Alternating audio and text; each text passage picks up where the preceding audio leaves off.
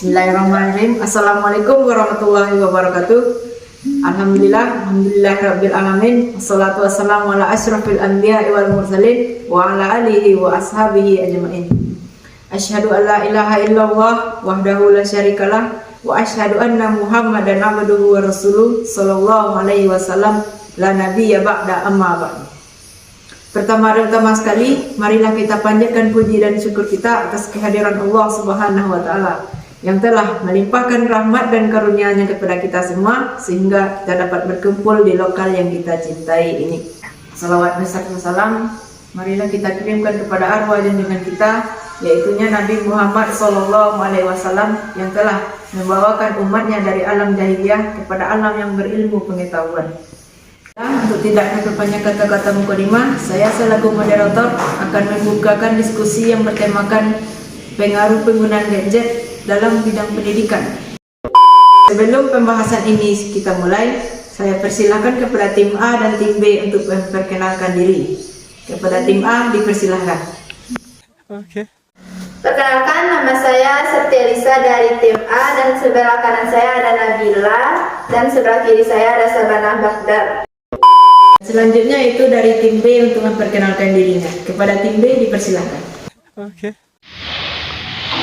Baiklah, saya dari tim B. Perkenalkan, nama saya Alisa Sulistia. Di sebelah samping kanan saya bernama Firdania Dinda dan di sebelah kiri saya bernama April Mazia. Saya selaku moderator akan membuka diskusi ini.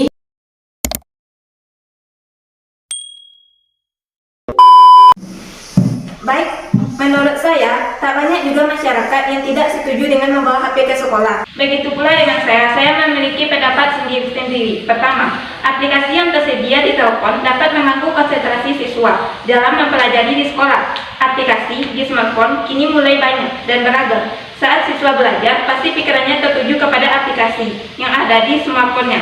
Kadang juga ada yang diam-diam bermain HP saat jam pelajaran dimulai. Yang kedua, siswa dapat menemukan hal negatif di internet. Saat browsing di internet ada iklan porno. Karena penasaran, siswa tersebut melihat iklan tersebut yang tidak layak ditonton. Yang ketiga, aplikasi internet di HP memberi kesempatan untuk berbuat curang, seperti mereka melakukan ulangan, ujian, atau sebagainya. Mungkin itu saja pendapat dari saya serahkan berikutnya kepada rekan saya. Menurut saya, penggunaan gadget di dunia pendidikan bahaya jika pemakaiannya berlebihan. Dampaknya sangat buruk bagi pelajar. Dampaknya seperti kesehatan mata menurun, kemampuan otak untuk berpikir jadi menurun. Contohnya, seperti kita sedang mengerjakan tugas, banyak pelajar lebih bergantung pada gadget daripada untuk berpikir dan mencari di buku. Selain itu, dapat juga lupa waktu untuk belajar karena kebanyakan bermain gadget seperti main game sehingga tugas-tugas sekolah menumpuk dan prestasi dapat menurun. Hanya sekian yang dapat saya sampaikan, saya silakan kepada rekan saya. Menurut pendapat saya, gadget dapat mengganggu perkembangan anak dengan canggihnya fitur-fitur atau aplikasi yang tersedia di HP, seperti kamera, permainan, atau game, akan mengganggu siswa dalam menerima pembelajaran di sekolah. Tidak jarang mereka disibukkan dengan menerima pesan atau SMS, panggilan telepon dari teman atau keluarga mereka. Lebih parah lagi, ada yang menggunakan HP untuk mencontek dalam ulangan, bermain game saat guru sedang memberikan mata pelajaran. Gadget juga dapat memberikan efek radiasi kepada penggunanya sehingga berakibat buruk terhadap kesehatan.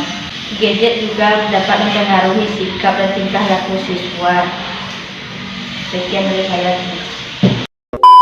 Terima kasih saya ucapkan kepada tim A. Selanjutnya yaitu dari tim B untuk mengemukakan pendapatnya tentang topik ini. Oke. Saya tidak setuju bahwa gadget berbahaya di dunia pendidikan. Karena sekolah menggunakan kurikulum 2013 yang menuntut siswa aktif untuk mencari materi lebih banyak sendiri. Maka, gadget dapat digunakan siswa untuk mencari materi yang lebih lengkap tanpa mempersulit siswa.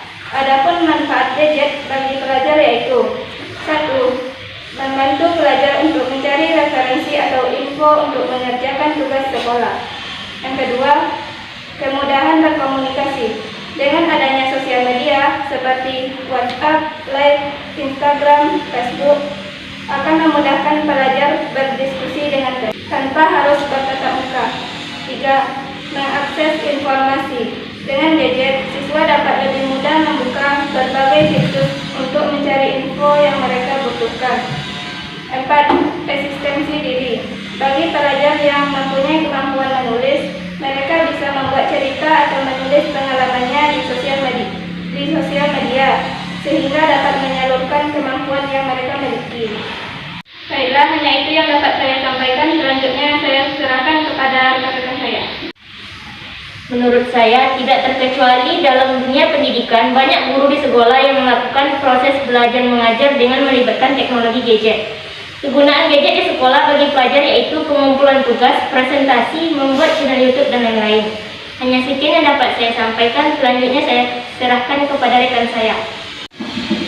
Baiklah, menurut pendapat saya, banyak aplikasi penunjang pendidikan yang semakin lama semakin berkembang untuk meningkatkan daya kreativitas siswa. Aplikasi yang disediakan berupa Google Classroom, ruang guru, Quiver, Brandly, maupun aplikasi pendukung penulis seperti Office, Note, dan lain sebagainya. Demikian, saya tidak setuju bahwa gadget berbahaya di dunia pendidikan, karena masih banyak manfaat yang bisa diperoleh dari gadget. Gadget bisa membantu mengetahui berbagai informasi tentang pelajaran di sosial media. Terima kasih saya ucapkan kepada tim B. Selanjutnya yaitu dari tim A. Bagaimanakah pendapat dari tim A? Kepada tim A saya persilakan. Okay. Saya tidak setuju tentang memudahkan cari informasi itu, karena kita di sekolah memiliki perpustakaan dan guru, sedangkan guru dituntut untuk mengajar siswa-siswinya ketika siswa-siswi tidak tahu hal itu. Dan kita juga mempunyai perpustakaan. Jadi di perpustakaan ini sudah dijelaskan informasi-informasi di situ. Kalau menurut saya, kalau kita ke perpustakaan itu akan membutuhkan waktu yang lama, sedangkan tugas tersebut harus dikumpul hari itu juga. Kalau di perpustakaan kita harus mencari referensi terlebih dahulu, misalnya pelajaran bahasa Indonesia. Pelajaran bahasa Indonesia kita harus mencari informasi terkait tentang buku-buku Indonesia atau yang lainnya. Sedangkan kalau menggunakan media informasi gadget tersebut, kita menggunakannya lebih cepat dan tepat dan akurat. Karena Google misalnya kan lebih cepat menjawab apa yang kita tanyakan. Sedangkan kalau ke perpustakaan kita harus mencari dulu buku-bukunya, referensinya, dan lain-lain. Nah, karena itulah anak didik sekarang memilih cenderung dengan hal mudah, tidak usaha untuk mencari informasi-informasi yang ditemukannya. Oke, semua tenang. Jadi kesimpulan diskusi kita pada hari ini yaitunya penggunaan gadget di dunia memiliki dampak positif dan dampak negatif.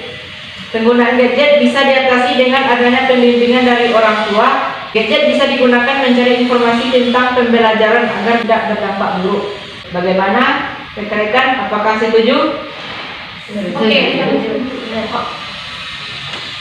A few moments later. Saya selaku moderator, saya tutup hasil diskusi pada hari ini. Bila ada salah kata dan salah perbuatan dan segala macam, saya minta maaf. Wabillahi taufiq wal hidayah. Assalamualaikum warahmatullahi wabarakatuh.